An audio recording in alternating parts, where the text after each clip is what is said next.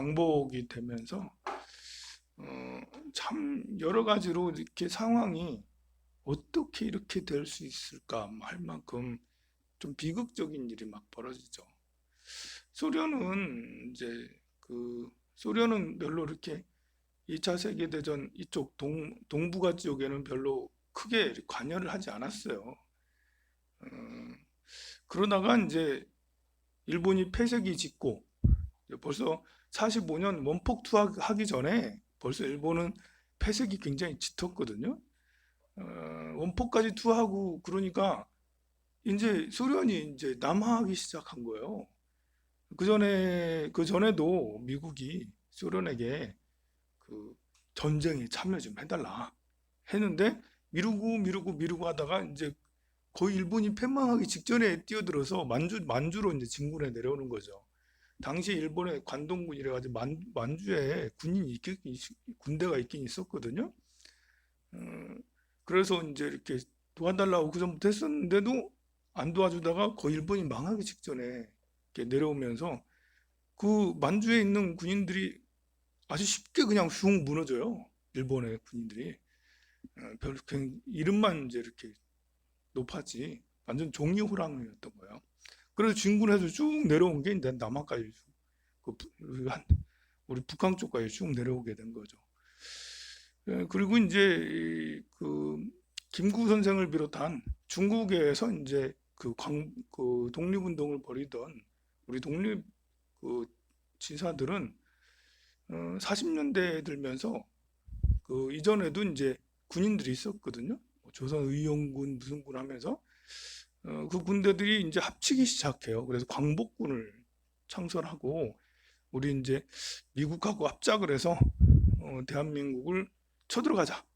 대한민국 쳐들어가다는 게 이제 국내로 진입하자. 이제 국내로 진입하면 국내에서 이제 의병들도 일어날 거고 우리가 이제 지휘해서 이렇게 어, 그 한반도를 다시 수복을 하자. 그런 계획을 세우고 9월 말에 9월 말쯤에 8월 말? 9월 말쯤에 그 뭐지? 선전포고를 하고 뛰어들 생각을 하고 있었거든요. 그런데 8월 15일 날에 항복 선언을 해버린 거야, 이제 일본 천황이. 그래서 그 김구 선생은 굉장히 통곡을 했다라고 그러죠. 항복하기 전에 우리가 먼저 이렇게 한반도를 진입을 했으면 좀 나았을 텐데, 게다가 이제 소련까지 이렇게 쭉 내려오게 되면서 미국이 이제 다급해져서 야 이거 그 한반도 전역을 소련이 점령하는 거 아니야? 해가지고 미국도 발빠르게 이제 일본에 있다가 이제 그 한반도로 올라오게 됐는데요. 9월 9일에 이제 이렇게 그 우리가 8월 15일 날 항복을 했지만 아니 일본이 항복을 했지만 미군이 서울에 온 건 9월 9일이에요.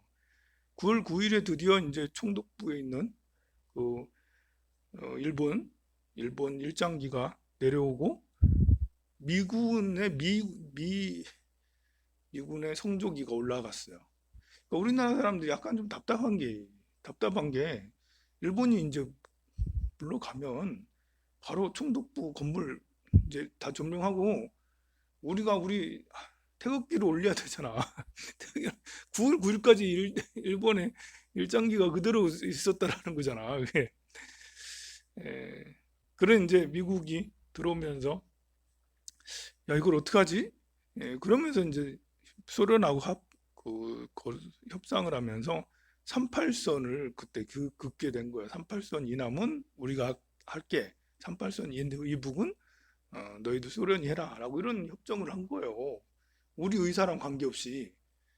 당시에 이 여운형 선생은 김구를 비롯한 이제 김원봉 같은 이런 분들은 이제 중국에서 활동을 했지만 여운형 선생은 국내에서 좀 힘들지만 워낙 감시가 심하고 독립운동 하기 어렵거든요. 국내에서는 어려웠지만 그래도 여운형 선생은 조선 건국회를 조직을 하게 돼요. 1944년부터 준비를 해.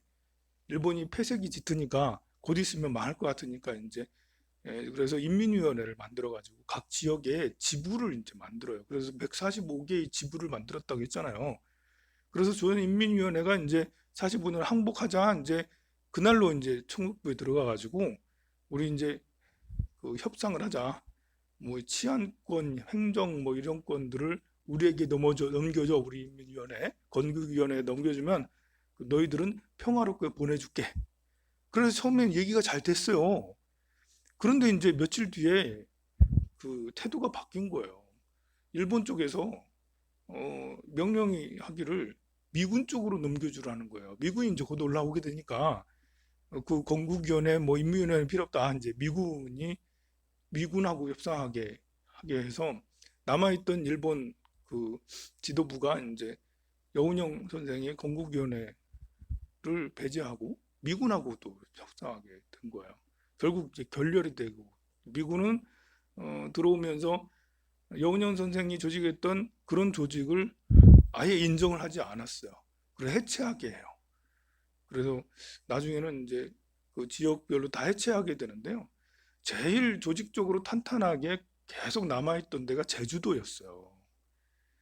제주도는 어제 말했다시피 일본에서 많이 이제 그 아르바이트도 하고 돈도 벌고 어쨌든 정보가 굉장히 빠르고 좀 지식인들이 많이 일본 그 제주도에 거주했다라고 그랬죠. 인문위원회가 이제 나름 탄탄하게 조직돼서 그 제주도를 이렇게 자치를 하려고 그렇게 하고 있는데 자꾸 미군에서 이제 자꾸 끼어들어가지고 뭣도 해라 뭣도 해라. 당시 처음에 미군이 들어와가지고 정치를 잘한 게 아니거든요. 어, 군인이 정치를 하면 얼마나 잘하겠어요. 하면 얼마나 잘해. 그 처음에 들어오자마자 이제 이렇게 문제가 됐던 게 뭐냐면 쌀 장사들이 쌀들을 매점매석을 한 거예요. 쌀들을. 그래가지고 자기네 창고에다 쌀을 엄청나게 쌓아놓고 안 푸는 거예요. 그럼 어떻게 되겠어요? 쌀값이 막 기하급수적으로 올라가는 거예요. 다들 배고파 죽겠는데 돈도 없는데 쌀값이 계속 올라가니까 식량 가격이 올라가니까 그래서 이제 미군이 어떤 거를 했냐면 미국 수집령을 내요. 전국에 쌀을 다 이제 강제로 징수하게 되는데 아주 싼 가격에 징수를 한 거예요. 그러니까 농민들이 아니 내다 팔면 만 원에 팔 수 있는데 미군은 1원 가지고 1,000원에 강제로 매수해 가니까 얼마나 불만이 많아요. 그래 이제 제주도도 똑같은 상황이에요. 게다가 제주도는 옛날에는 전라도 지역이었거든요. 지금은 제주도라고 따로 이제 팔도에 그 따로 도청 소재지가 있고 따로 이렇게 도가 됐지만 어, 그 일제시대까지만 해도 전라도 제주도였어요. 전라도 진도인 그런 것처럼 전라도 뭐 무슨 비진도 뭐 이런 거 한 것처럼 전라도에 속한 섬이었거든요. 그런데 1946년에 미군이 그 제주도를 도로 따로 독립해 시켜줄게 이렇게 했던 거예요. 그 인민위원회를 비롯한 이렇게 그 제주도민들은 격렬히 반대를 했어요. 미군이 결정할 바가 아니다 이거는 이제 이건 우리가 해야 되는 거지. 니들이 뭐냐 이거네. 그래가지고 또 이렇게 도가 되면 좋은 것보다는 이렇게 부담돼야 될 게 너무 많은 거예요. 일단은 세금부터 엄청나게 많아지잖아요. 울산하고는 다른 거예요. 우리 경남에 있다가 울산이 독립했잖아.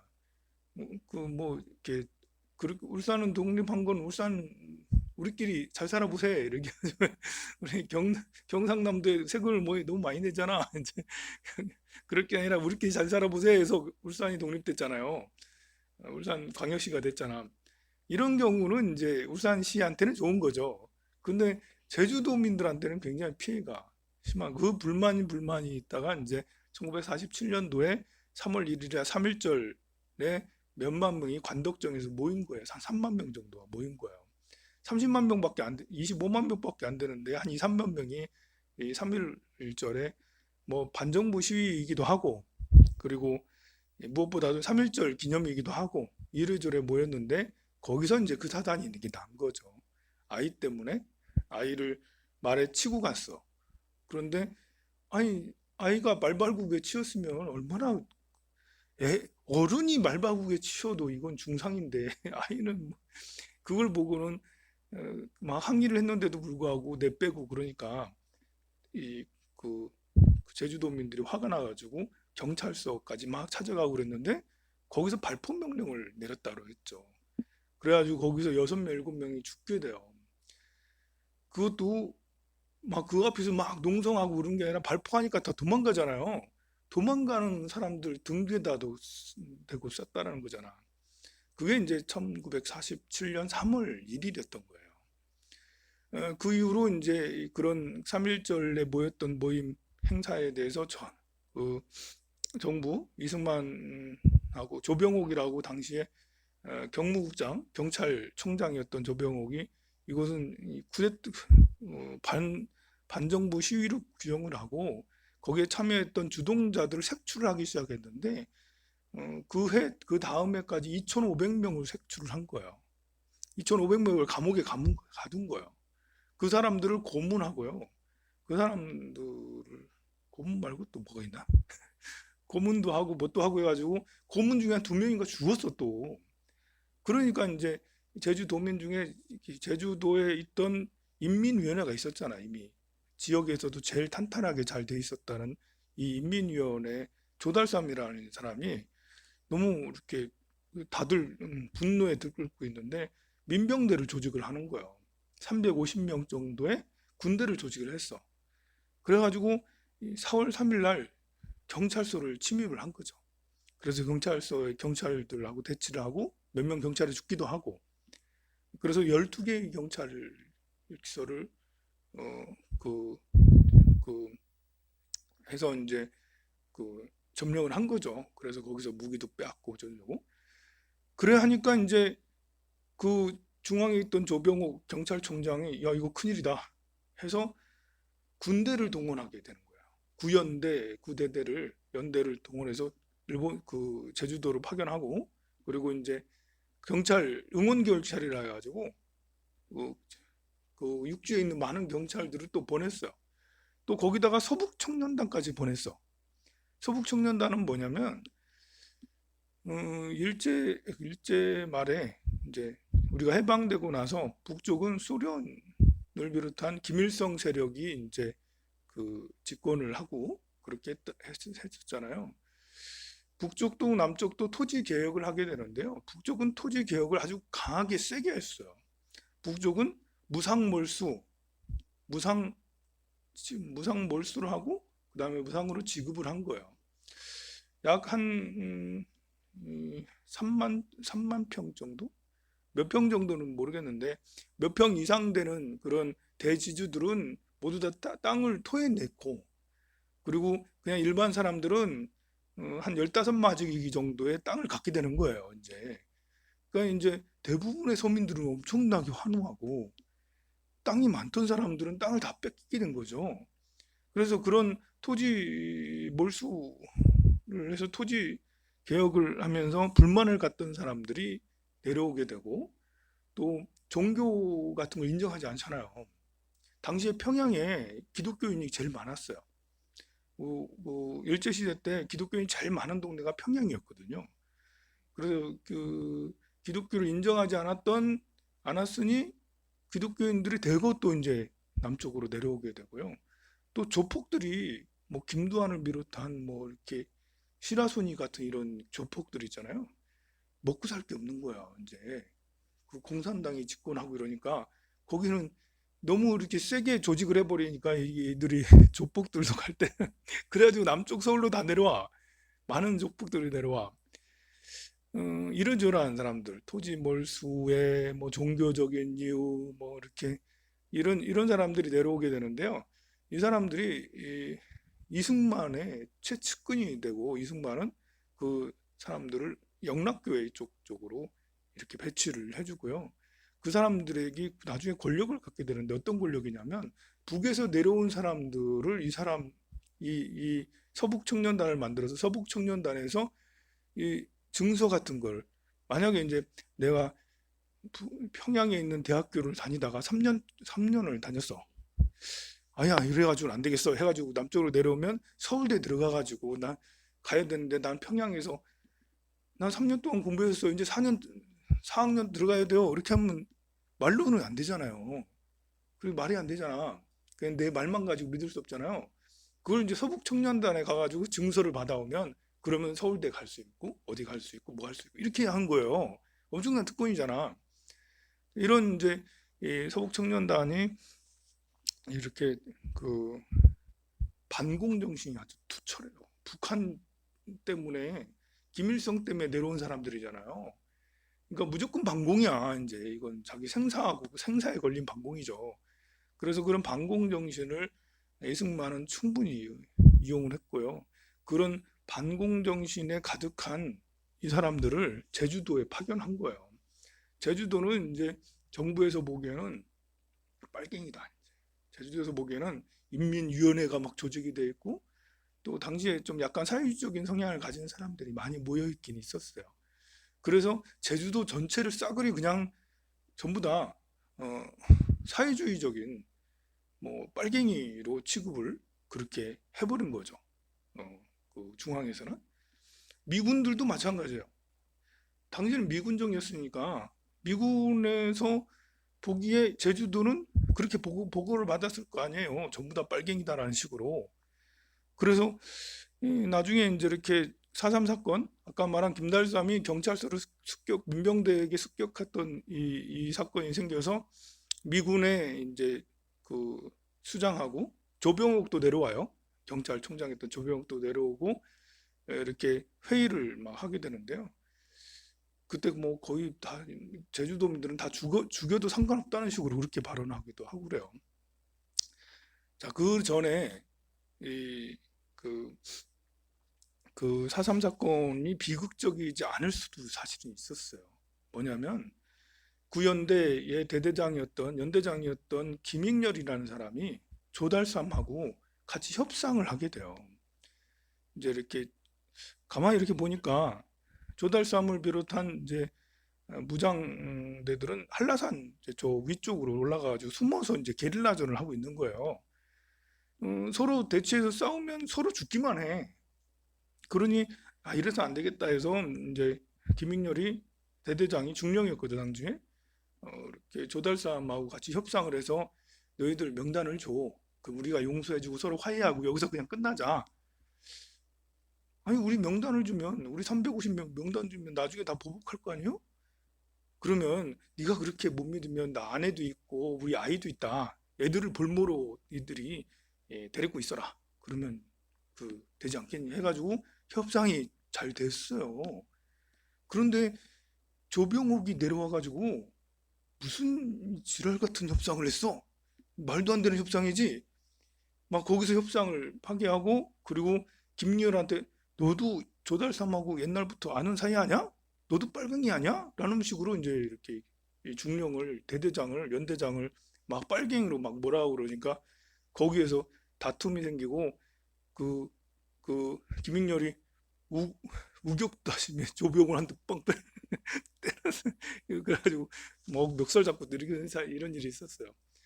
그 다음날 김익렬 대대장이 해임당하게 돼요. 그리고 김익렬 대대장은 제주도에서 전출돼서 여수 14연대로 갔죠. 여순 반란 사건 알죠? 여수로 간 거예요. 여수로. 반란 사건이 일어나게 된 이유가 있다니까. 그리고 조병욱은 그런 일이 있고 나서 그 다음날 서북청년단이 어느 마을에서 방화 사건을 일고 막 폭동을 일으켜요.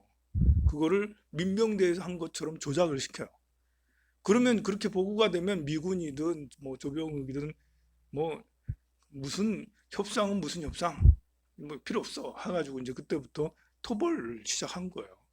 토벌은 정말 나쁜 거거든요. 토벌이라는 거는 그냥 다다다다 죽인다는 거잖아 보면. 당시에 어떤 일이 있었냐면 그 우리 이제 제주도 가면요. 제주도 그 본래 사람이 사는 곳은 해안가에 주로 살고 산 중턱에는 별로 안 살긴 안 살았어. 근데 지금은 아예 안 살아요. 중턱에는 목장이나 조금 있고 여러분들 제주도 가면 중턱 이렇게 그 516 도로인가? 그 도로 쭉 넘어서 올라가잖아요. 산 넘어가잖아. 그러면 중간에 마을이 없어요. 그 해안가만 있어. 옛날에는 안 그랬거든요. 옛날에는 중간에 마을도 있긴 했었어. 중간에 마을은 물이 잘 안 나니까 잘 안 살긴 있었긴 있었다고요. 이 당시에 조병우는 어떤 명령을 내리냐면 중간에 마을에 있는 사람들 보고 이주 명령, 피난 명령을 시켜요. 왜냐하면 그 산 중턱 위에 있던 민병대들이 자기들도 먹고 살아야 되니까 중간에 마을에 있는 사람들한테 가가지고 보급품을 이제 감자 같은 걸 얻어먹고 막 이러는 거예요. 그러니까 이 토벌대 입장에서는 저 중간에 마을에 있는 사람, 마을에 있는 이 사람 주민들이 좀 문제다 해가지고 주민들을 대피 명령을 시키거든요. 근데 내려오라고 내려오면 뭐 집도 주고 뭐 먹을 것도 줘야 되잖아. 내려온 사람들은 어떻게 된 줄 알아요? 다 죽였어요. 그냥 무자비하게 막 죽은 거야. 말도 안 돼. 말 들어서 내려온 사람은 다 죽여.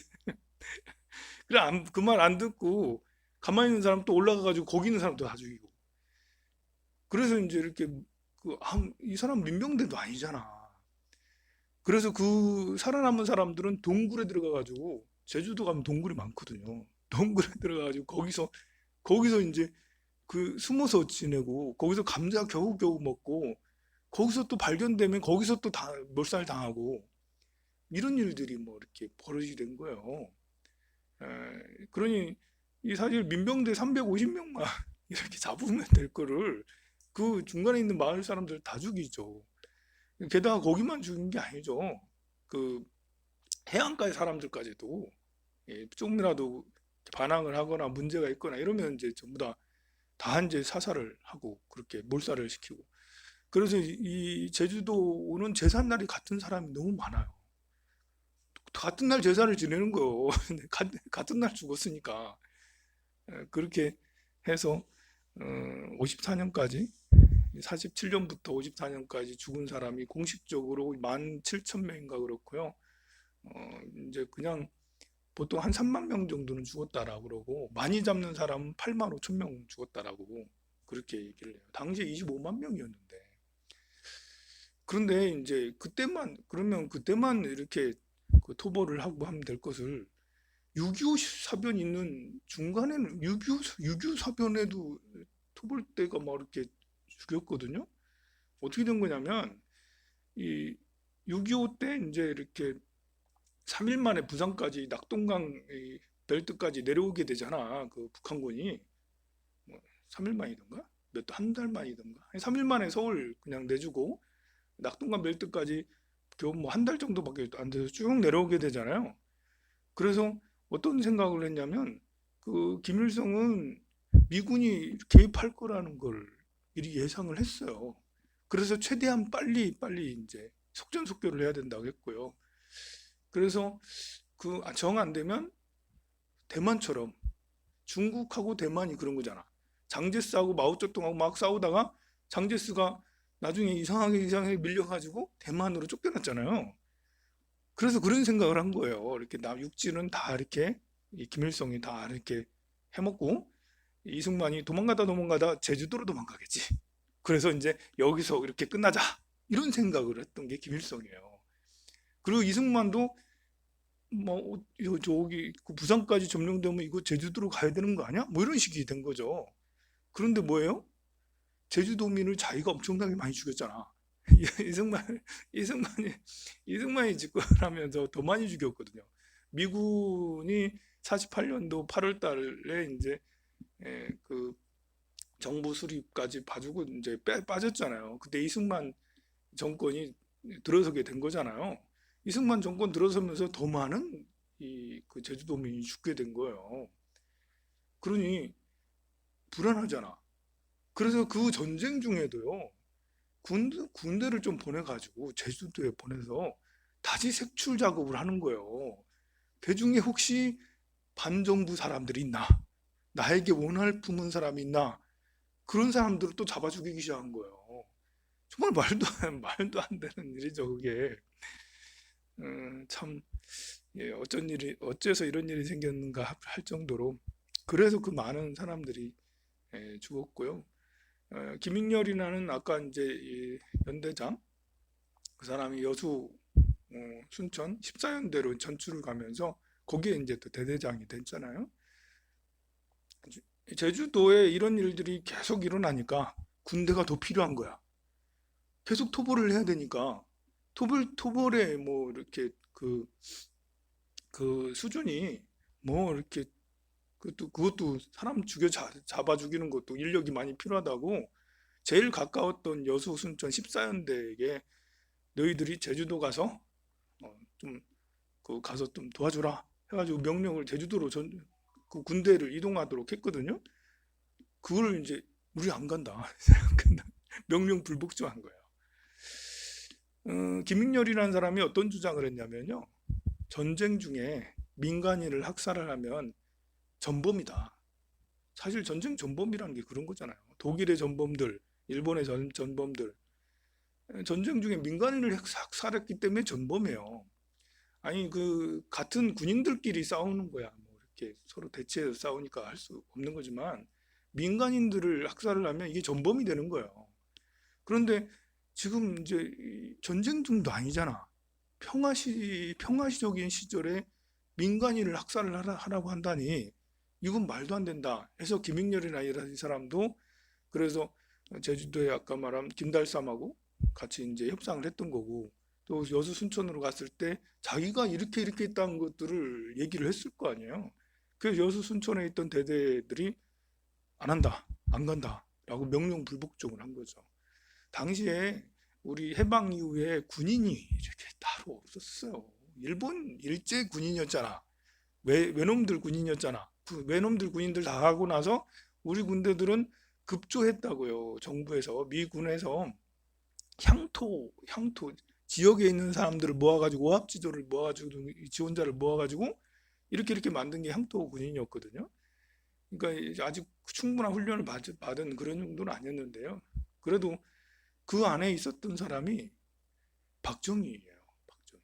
14연대 여수 순천에 거기서 장군질을 하고 중령인가 대위인가 뭐 이렇게 어쨌든 그 본인이 이제 본래 만주 사관학교 출신이잖아. 그 일본에 충성했던 이런 사람이었거든요.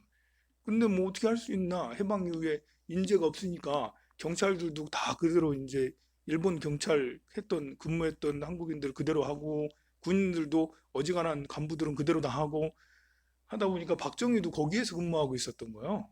그리고 박정희는 남로당에 가입이 돼 있었어. 남로당이면 이제 여운형 선생이 조직한 사회주의적인 그런 성향을 가진 당이거든요. 당시 사회주의는 그냥 우리 평등하게 지냈으면 좋겠어요. 뭐 요즘 같으면 무슨 당이겠나? 녹색당이라고 해야겠나? 아니면 열린민주당이라고 해야 되나? 뭐 이렇게 그런 정도의 당이라 할 수가 있는데요.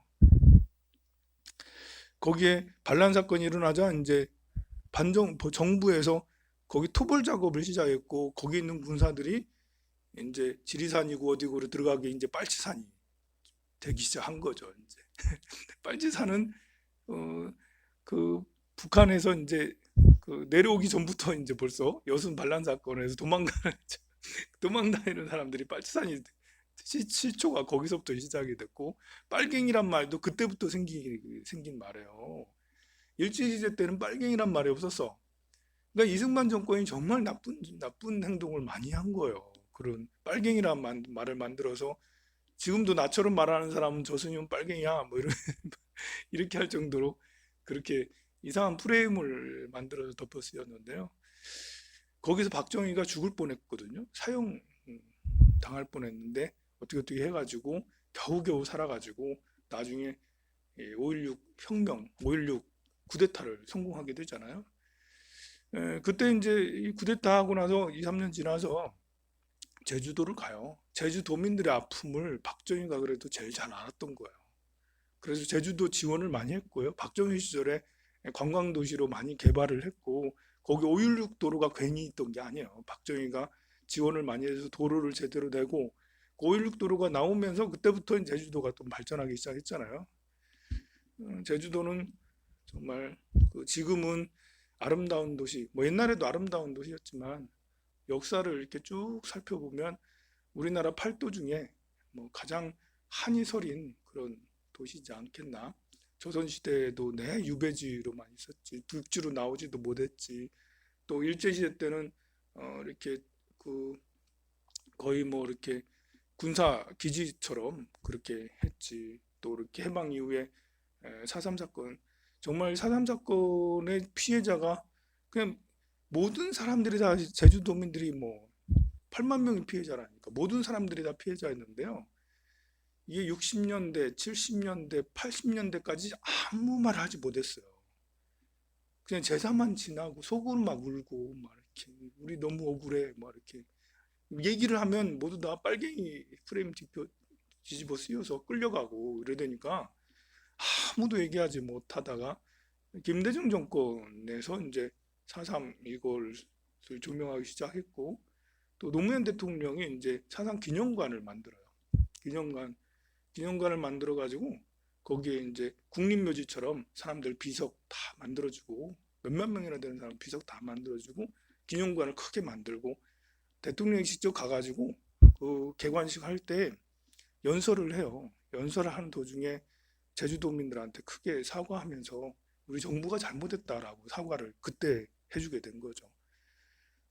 그러니 뭐 정말 수십 년이 지나서 수십 년 동안 뭐 30년, 40년 동안 끽소리 못하고 이런 억울한 것이 이제 막 드러나고 그렇게 된 건데요. 광주 사태 같은 경우, 광주 사태가 아니라 광주 민주화는 차원이 다르죠. 그거는 당시에는 압박을 많이 당했지만 그걸로 인해서 이제 80년대 학생 운동과 87년 이런 개헌의 물결 이런 것들이 이루어지고 막 그랬잖아요. 그래서 광주 때에 피해받은 사람들 일찍부터 보상을 받고 많이 이제 그 회복이 많이 됐는데, 4.3 사건, 4.3 사건이라 하기도 그래. 이게 사실 사건이기보다는 그것도 민주화 항쟁이라 할 수 있겠죠. 이 4.3 항쟁 같은 경우는 그야말로 지금도 제대로 조명받지 못하고 그런 실정이죠. 그 이후에 보도연맹 사건 어제도 잠깐 언급했는데요. 그거는 뭐 더 이루 말할 것이 없어. 그냥 몇만 명 죽는 게 아니라 수십만 명이 죽게 되는 그런 건데요. 전쟁 중에도 계속 죽인 거예요. 당시에 이제 그 남로당, 그러니까 좀 사회주의적 성향을 가진 사람들이 서로 이제 자기들이 이런 가입했다라는 인민위원회라고 있었잖아요. 각 지역에 145개 지역에 그 이승만 대통령이 그 등극을 하고 나서 그 명단을 다 이제 작성을 하게 해요. 명단을 다 알아봐요. 그리고 이장들한테 제대로 좀 더 알아봐라 해가지고 이장들이 이제 그 조선인민 그 사람들을 보도연맹이라고 그래요. 보도연맹 사람들을 가입을 더 시켜. 가입을 더 시키면 이장의 이름을 더 가입시키면 실적이 더 올라가. 그럼 이장이 그 사회주의적인 성향하고 관계없는 이런 사람들, 나랑 이장이 친하면 내 이름까지 써준 거야. 그래가지고 수십만 명이 그 명단에 다 올랐어요.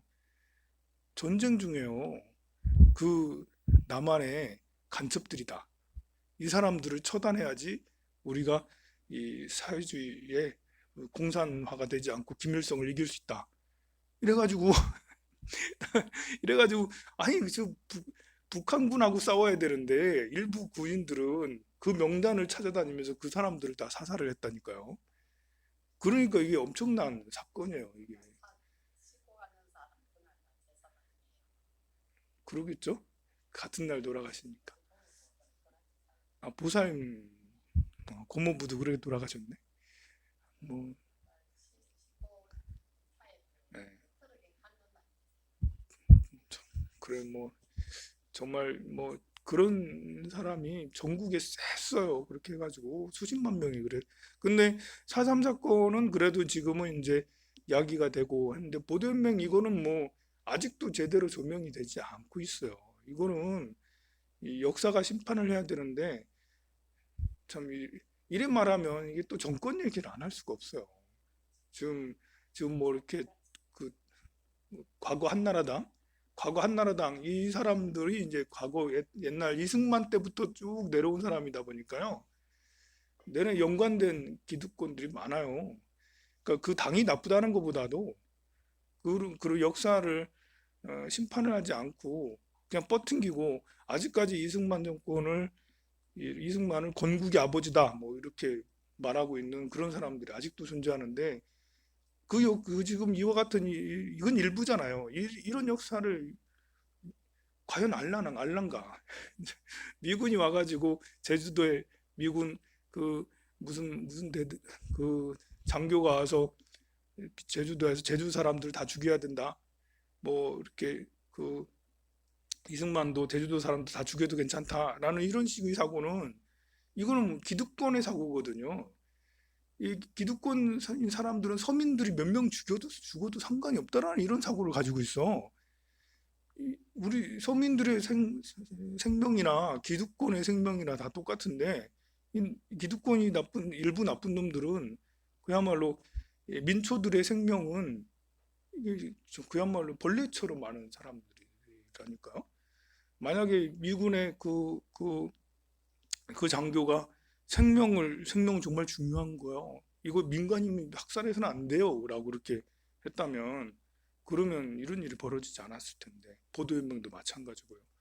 어쨌든 오늘 여기까지 하도록 하겠습니다. 성불하세요.